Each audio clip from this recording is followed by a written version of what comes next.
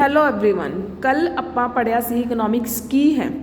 First chapter ਵਿੱਚ ਆਪਾਂ ਪੜ੍ਹਿਆ ਸੀ ਇਕਨੋਮਿਕਸ ਕੀ ਹੈ, ਇਕਨੋਮਿਕਸ ਦੀ ਐਕਟੀਵਿਟੀਜ਼ ਕੀ ਹੁੰਦੀਆਂ ਹਨ। ਆਪਾਂ ਉਹਦੇ ਬਾਰੇ ਇਹ ਪੜ੍ਹਿਆ ਸੀ ਕਿ ਇਕਨੋਮਿਕਸ ਵਿੱਚ ਜੋ ਵੀ ਸੰਸਾਰ ਦੇ ਵਿੱਚ ਵਿਚਰਦਾ ਹੈ, ਸੋਸ਼ਲ ਵਿੱਚ ਇਨਸਾਨ ਰਹਿੰਦਾ ਹੈ ਔਰ ਆਪਣੀ ਕੀ ਐਕਟੀਵਿਟੀਜ਼ ਕਰਦਾ ਹੈ, ਆਪਣੀ ਇੱਛਾਵਾਂ ਨੂੰ ਪੂਰੀਆਂ ਕਰਨ ਲਈ ਕੀ ਸੋਰਸਿਸ ਪ੍ਰਾਪਤ ਕਰਦਾ ਹੈ, ਉਸ ਦੇ ਬਾਰੇ ਆਪਾਂ ਪੜ੍ਹਿਆ ਸੀ। ਅੱਜ ਆਪਾਂ ਪੜ੍ਹਾਂਗੇ ਕਿ ਇਕਨੋਮਿਕਸ ਦੀ ਡੈਫੀਨੇਸ਼ਨ ਕਿੰਨੇ ਕਿਸ ਬਾਰੇ ਦਿੱਤੀ ਹੈ, ਕਿਉਂਕਿ ਕਈ ਅਰਥਸ਼ਾਸਤਰੀਆਂ ਨੇ ਕਈ ਡੈਫੀਨੇਸ਼ਨਾਂ ਦਿੱਤੀਆਂ ਹਨ, ਇਸ ਦੇ ਬਾਰੇ ਦੀਆਂ ਪਰਿਭਾਸ਼ਾਵਾਂ ਦਿੱਤੀਆਂ ਹਨ।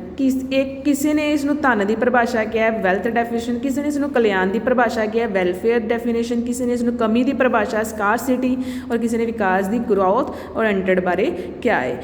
ਠੀਕ ਹੈ, ਹੁਣ ਆਪਾਂ ਪੜ੍ਹਾਂਗੇ ਵੈਲਥ ਡੈਫੀਨੇਸ਼ਨ, ਧਨ ਦੀ ਪਰਿਭਾਸ਼ਾ। Many economics give definition for wealth but it is credit goes to Addison. ਕਈ ਇਕਨੋਮਿਕਸ ਨੇ ਇਸ ਦੀ ਪਰਿਭਾਸ਼ਾ ਵੈਲਥ ਡੈਫੀਨੇਸ਼ਨ ਦੇ ਅਕੋਰਡਿੰਗ ਹੀ ਦਿੱਤੀ ਹੈ, ਪਰ ਇਸ ਦਾ ਜੋ ਮੇਨ ਕ੍ਰੈਡਿਟ ਜਾਂਦਾ ਹੈ ਉਹ ਕਿਹਨੂੰ ਜਾਂਦਾ ਹੈ?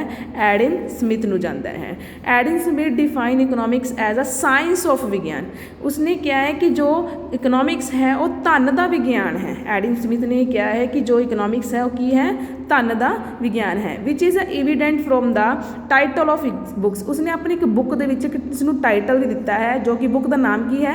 An inquiry into the nature and causes of the wealth of nation published in 1776, ਜੋ ਕਿ 1776 ਦੇ ਵਿੱਚ ਪਬਲਿਸ਼ਡ ਹੋਈ ਸੀ। ਉਸ ਦੇ ਵਿੱਚ ਇਸਨੇ ਇਸ ਨੂੰ ਧਨ ਦਾ ਵਿਗਿਆਨ ਕਿਹਾ ਹੈ। ਐਡਮ ਸਮਿਥ ਅਰਥਵਿਵਸਥਾ ਨੂੰ ਦਰਸਾਉਂਦਾ ਹੈ ਕਿ ਧਨ ਦਾ ਵਿਗਿਆਨ, ਜੋ ਕਿ ਕਿਤਾਬ ਦੀ ਸਿਰਲੇਖ an inquiry into the nature and causes of the wealth of nation ਤੋਂ ਲਿਆ ਗਿਆ ਹੈ, ਜੋ ਕਿ 1776 ਵਿੱਚ ਛਪੀ। Economics was regarding as a science which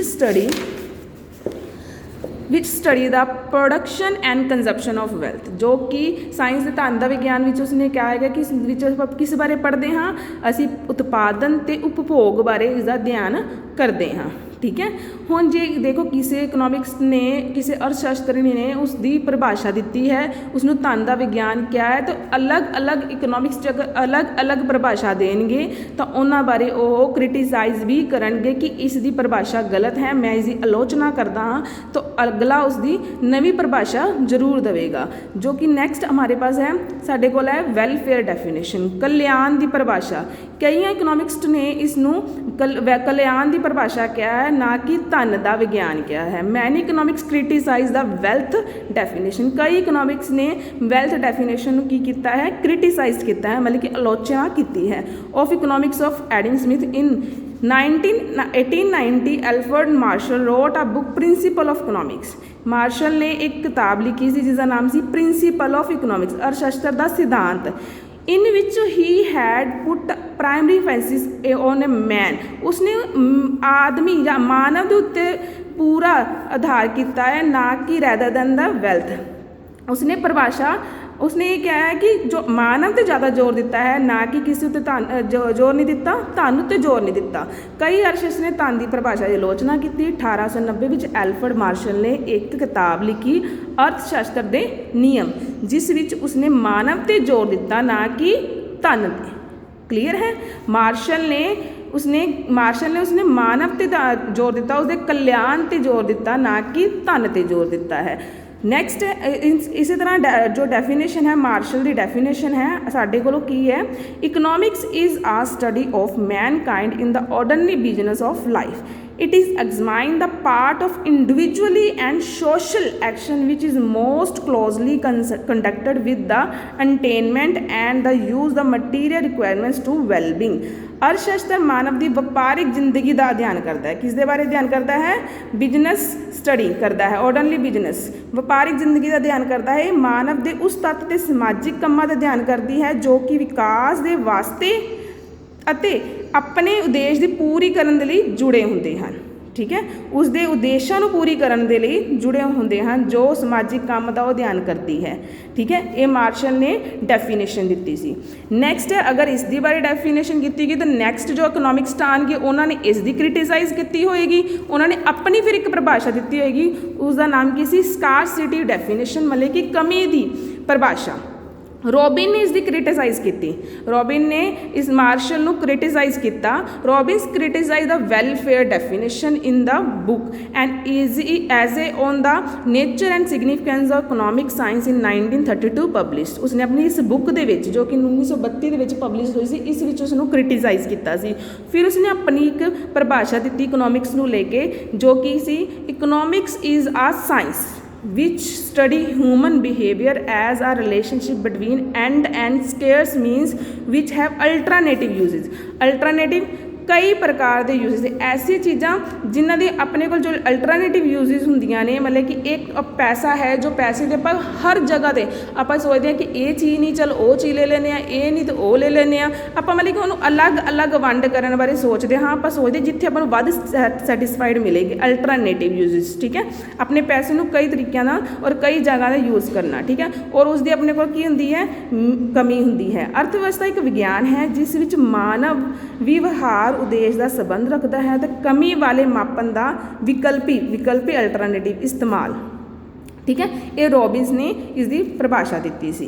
next है लास्ट अपने को ग्रोथ ओरिएंटेड डेफिनेशन, विकास आधारित परिभाषा। हुण पहला वांगू मैं पहला भी तुहानूं दस्सिया सी कि अगर कोई नवी डेफिनेशन आ रही है तो मतलब कि उसकी पहला क्रिटिसाइज हुई है तो ही नैक्सट अपने को डेफिनेशन आई है, ठीक है। हुण इनकी भी क्रिटिसाइज की किन्ने की, सैमुएलसन ने। इनकी क्रिटिसाइज की रॉबिन्स की परिभाषा जो कि साइंस बारे दसी गई सी। उसने कहा सी कि इकनॉमिक्स इज़ अ साइंस, ठीक है। हुण अपने को की है Samuelson in his definition of economics according to growth oriented definition the study of economics help in the efficient allocations and utilise the scarce means.